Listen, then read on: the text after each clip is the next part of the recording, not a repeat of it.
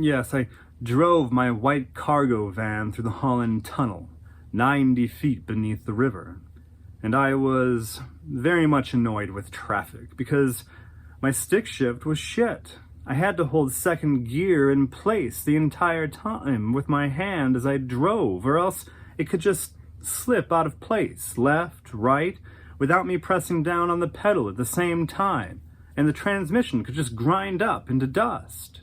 New York is not the best place to drive when your van needs to be in third or fourth gear. Celia laughed as I grew frustrated in the dark tunnel, but she was mostly mesmerized by its lights and how long it stretched. She said, "You know, Vicente, I've lived in New York for 15 years and I've never been to New Jersey." Never? She'd flown out of Newark.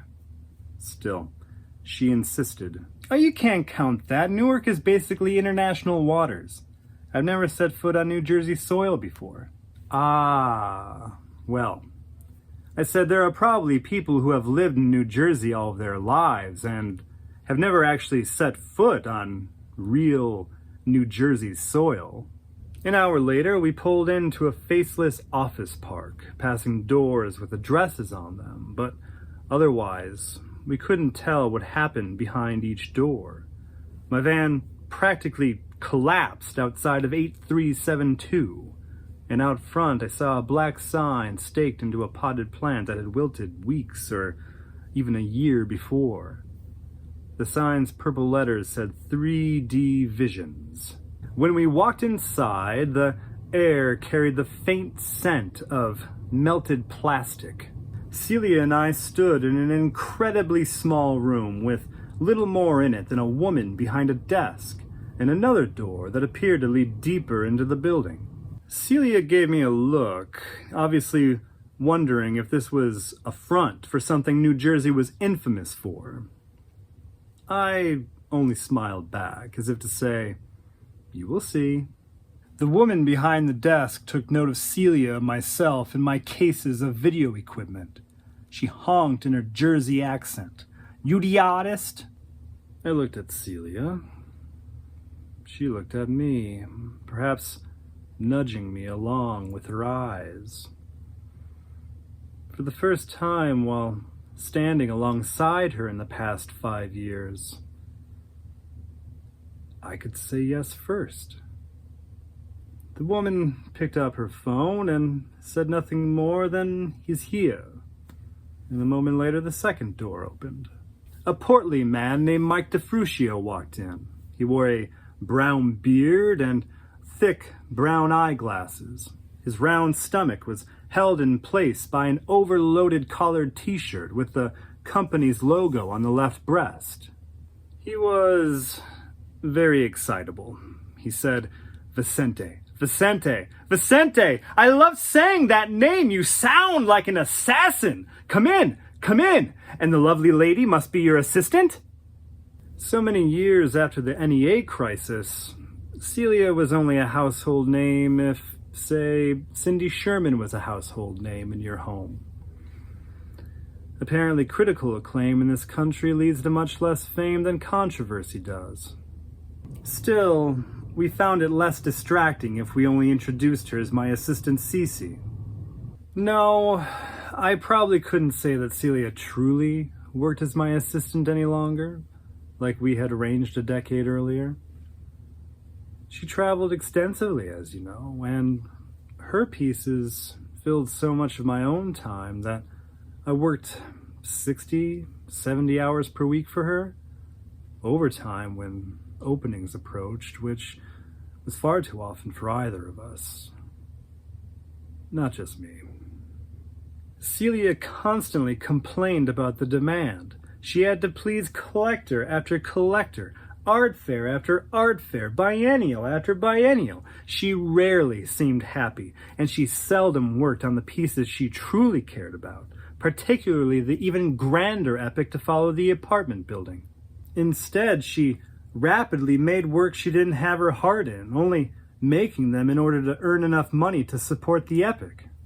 Yes, minor pieces like the feminist baseball cards. She had made entire sets featuring different women artists from throughout the ages, and she wrapped them in individual packets of 20, like the baseball cards she'd seen her brother collect while growing up. She wanted the buyers to actually unwrap the cards, but like some of those shrewd little boys her brother had known, they kept the cards wrapped in order to retain their value. Collectors bought them all up without ever looking at what she printed on them. But Celia found that they were easy to reproduce, and more importantly, an easy way to bring in more money. So she half-heartedly put more and more out into the world. When a panel of guerrilla girls at NYU accused her of commodifying feminism, she was furious for a week. Though I know it was more so with herself than with the gorillas. Was I ever mad at her? Because of the baseball cards? Oh, you mean because of our work dynamic?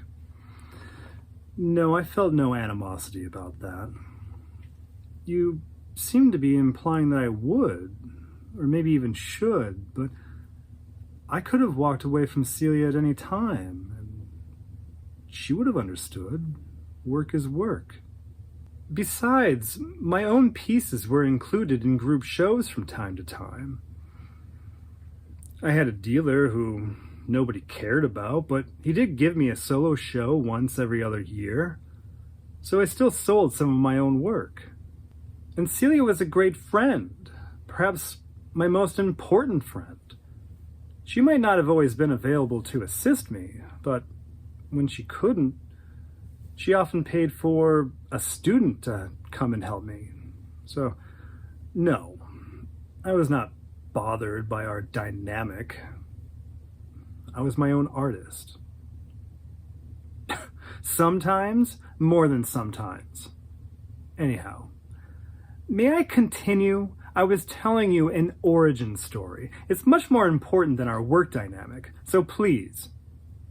Yes, we walked through the door and the smell of melted plastic invaded every one of my senses, from my nose to how it made my eyes nearly water, to the taste, to the way that this enormous room felt as if it pressed down upon me. We heard it as well, making its way through machines that hummed up and down the long and narrow warehouse space. Mike DeFrucio guided us down the path of machines, some of them operated by men in white lab coats, others by men dressed in the same company shirt as Mike. Nearly everyone wore protective goggles. The company had a handful of additive manufacturing machines. Now, another company, another manufacturer, for example, might need a new part for one gadget or another, but it might be prohibitively expensive for them to build that one part, especially if it might fail. So they'd send these schematics to 3D visions, which then turn these schematics into codes, which were in turn computed into these very large machines that could make this prototype in less than a day. And Mike DeFrucio could send it back to the company, perhaps even before the last mail truck left the city. Years later, people commonly referred to it as 3D printing. I'd originally visited this office park to film part of a new series I was working on. See, I was my own artist. I was doing a piece about the monotony of daily labor, both blue and white collar.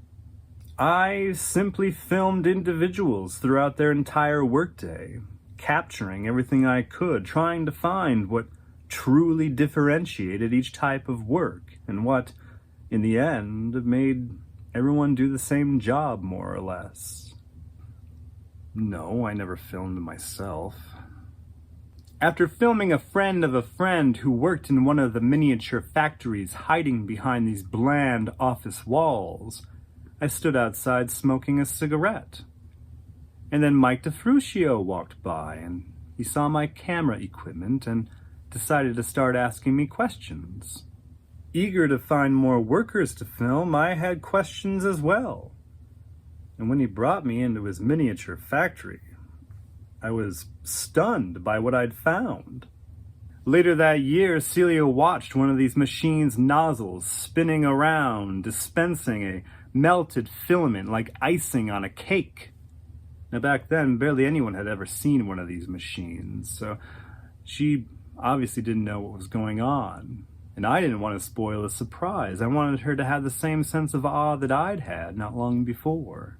Celia continued to watch the nozzle quickly move back and forth, piling up layers of wet plastic in an indiscernible shape. I decided to watch along with her. She appeared to be both in awe and completely unimpressed at the same time. She asked, "What is it doing, Vicente?" "You'll see." After each layer, a platform was slowly lowered, and then the nozzle began dispensing its white plastic once again. It appeared to be a very small prototype, but as it continued, Celia said, "It looks like a tail. A fish tail." And later she'd say, "That's its nose. You see how it's long and narrow?" Yes. And then later, "Now it's doing the back fin." It is a dolphin. I knew it. I can't believe that a computer and a cake decorator just made this thing." Mike DeFrucio opened up the glass panel and pulled out the dolphin for us to see. He held it in his palm. He closed his fingers around it tightly. He held it by the tail and knocked it against the printer. He handed it to Celia and said, "This is nothing. These babies can make incredibly complicated parts." He patted the side of the printer as if it was a beloved Saint Bernard and said, "If you have the time, you can tell it to make a clock with working gears. We once made a functioning prosthetic hand just to see if we could." Celia turned to me. "Will you ask the robot to make a hand?" I laughed. No, I'll have it replicate Duchamp's urinal." And she smacked me in the arm. "That's wonderful. Will it flush?" We both looked at Mike DeFrucio pleadingly. He said, "You didn't say anything about it needing to flush." I laughed again. No, it does not need to flush. In fact, the more useless, the better." Mike DeFrucio smiled and shook his head. He said, "Whatever you say, boss." After we spent the afternoon filming, we packed up our things and said numerous goodbyes to Mike DeFrucio, who assured us he was my #1 fan, and he wanted to be invited to the opening. Well, I had no idea if there'd even be an opening, but of course Celia said, "You'll be Vicente's guest of honor." After all these goodbyes finally ended, Celia and I walked outside. I slid open the van's creaky side door, which always felt as if it might fall off when opened, and I loaded up my video equipment. I thought Celia still stood behind me, enjoying the summer sun that back in Manhattan came and went so quickly between the tall buildings, but when I turned around, she was walking across the parking lot. A small lawn of freshly mown grass grew just past the empty parking spaces. I called out, "Hey, Celia!" She turned back for a moment, and she actually seemed happy for the first time all year on this little vacation away from her own demanding work. I asked, "What are you doing?" She removed her shoes and socks and awkwardly lunged toward the grass on her tiptoes. She turned back to me and paused. She said, "I'm putting my feet on New Jersey soil!" I laughed. She laughed. We made each other laugh. So, please just stop implying anything about our work dynamic. Please focus on what is important.